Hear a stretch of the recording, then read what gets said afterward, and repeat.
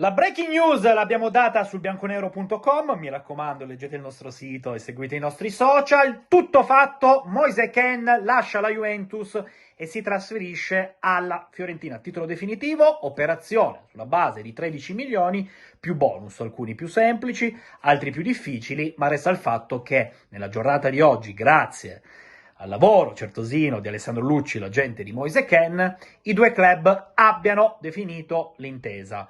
Era nell'aria, già questa mattina avevamo parlato di come la forbice fosse abbastanza, no, un work in progress continuo, atto poi ad arrivare agli accordi definitivi, e l'accordo definitivo è arrivato nel pomeriggio odierno. Kean firmerà un contratto pluriennale, mi dicono da oltre 2 milioni netti, quindi mi sembra abbastanza anche sostenibile per le casse della Fiorentina e in generale per i piani di Rocco Commisso, che così accontenta Raffaele Paladino, regalandogli il rinforzo numero uno, perché Kean era già stato chiacchierato in orbita Paladino lo scorso gennaio, quando il Monza aveva pensato seriamente, con il lavoro di Adriano Gagliani, di provare questo colpo, ma poi i numeri erano molto ambiziosi e alla fine della fiera la Juventus era riuscita a trovare l'intesa per un prezzo secco con l'Atletico Madrid, e poi è successo che i tempi di recupero legati a un infortunio hanno creato una visione differente, con annesso rientro non bello di Moise a Torino. Si chiude per la seconda volta questa avventura juventina per uno cresciuto a pane Juventus.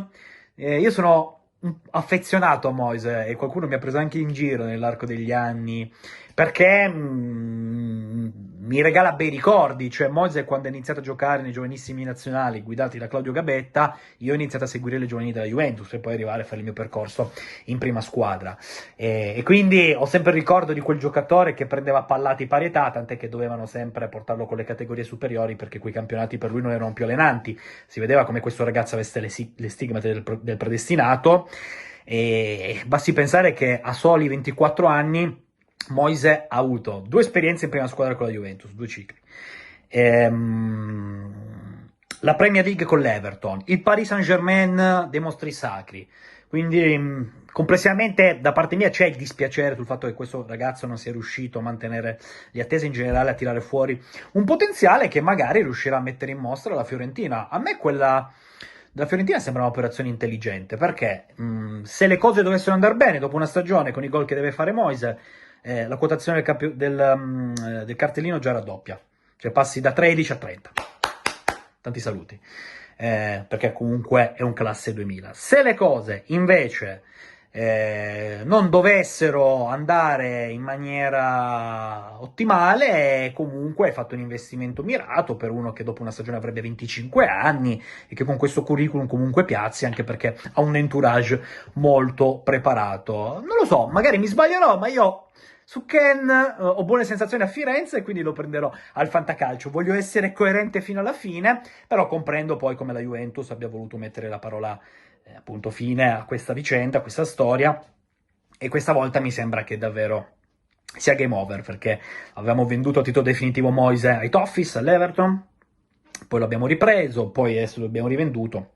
Faccio fatica a immaginare che le strade si possano nuovamente abbracciare, e tra l'altro Moise non segna dal 1 aprile 2023, oltre un anno, poi sfortunato, arbitraggi, quello che vogliamo, ma i numeri sono molto freddi. Infatti oggi sono stato contattato da una radio fiorentina che era sì intrigata dalla possibilità di avere Kean, ma sui numeri mi hanno martellato. Cioè la Fiorentina ha ormai un problema atavico col numero 9, gioca un pochettino al Ciapanò, li prende e li vende tutti. Belotti è ritornato a Roma, vogliono vendere Nzola, avevano venduto prima altri giocatori, mi hanno chiesto: ma hai questo problema e vai a prendere uno che praticamente non segna mai? Io ho detto: attenzione signori, è vero, le statistiche sono chiare, i numeri non mentono mai, ma Kean c'è stato anche un periodo a livello fisico dove, quando era in una fase di down, Vlahovic, vi ricordate, no? Quei mesi lì, cos'erano, prenatalizi, comunque lui aveva giocato tanto.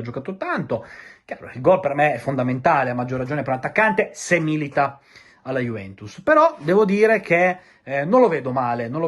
Ora, gli auguro le migliori fortune a Moise, tranne nel doppio incontro con la Juventus, se ci sarà anche un triplo qualora il tabellone fosse di questo tenore con la Coppa Italia. Però ci sta che la Juventus abbia voluto anche accelerare per Ora noi dobbiamo ampliare il ragionamento, cioè la fretta di vendere Moise Kean così, ok, dettata dal fatto che la Fiorentina volesse prendere entro il 30 giugno un attaccante per anche ottenere una sorta di sconto dalla Juventus, che se le cifre verranno confermate, vediamo cosa pubblicherà poi Juventus.com a tempo debito, sono cifre che secondo me ci stanno alla grande. Non credo che complessivamente si potesse chiedere di più, o erro. Però credo che poi la Juventus abbia anche fretta di fare altre cose, tipo Thuram, per il quale questa mattina vi ho aggiornato, proseguono i contatti con il Nizza, che mi risulta che in questo momento non apra moltissimo le contropartite tecniche, ma Thuram è cerchiato di rosso perché Rabiot non Rabiot, e vediamo quale sarà poi l'umore definitivo del francese. La Juventus ha messo in mirino il connazionale, che può garantire anche progettualità, essendo un calciatore giovane e che ha deciso di non rinnovare il suo contratto in scadenza nel 2025 con il Nizza. Quindi secondo me bisogna solamente sottolineare come la Juventus sia decisamente sul pezzo, perché ad oggi hai rinnovato il contratto a Cambiaso, hai rinnovato il contratto a Rugani, hai preso l'allenatore che volevi prendere ufficializzandolo, hai preso Douglas Lewis, che mentre vi sto parlando magari avrà già finito le visite mediche, non ho ben capito col fuso americano, ma di sicuro oggi sta facendo i test.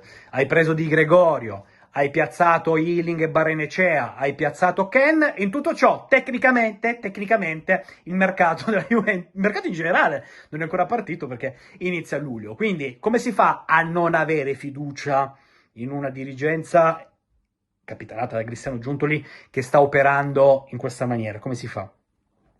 Quindi ci vuole prudenza, sì, perché non è detto che tutte le mosse che la Juventus sta effettuando poi sfoceranno nella produttività e nei risultati, ma quantomeno si vede un filo logico. E io credo che per i tifosi questo sia il segnale più bello, cioè rivedere una Juventus protagonista sul mercato, ma che recita un copione scritto da un autore, no? Con grandissima inventiva e in generale con una società che rema in un'unica direzione, con una società che vuole tornare il più in alto possibile nel minor tempo possibile, con la sostenibilità, e la sostenibilità passa anche da queste cessioni che sono importanti, soprattutto se i giocatori non rientrano più nel progetto tecnico, perché non mi risulta minimamente che Thiago Motta avesse detto alla dirigenza teniamo Ken, e quindi dal momento che il giocatore va in scadenza 2025, che vuole andare via, e che tu vuoi vendere, ora bisogna premere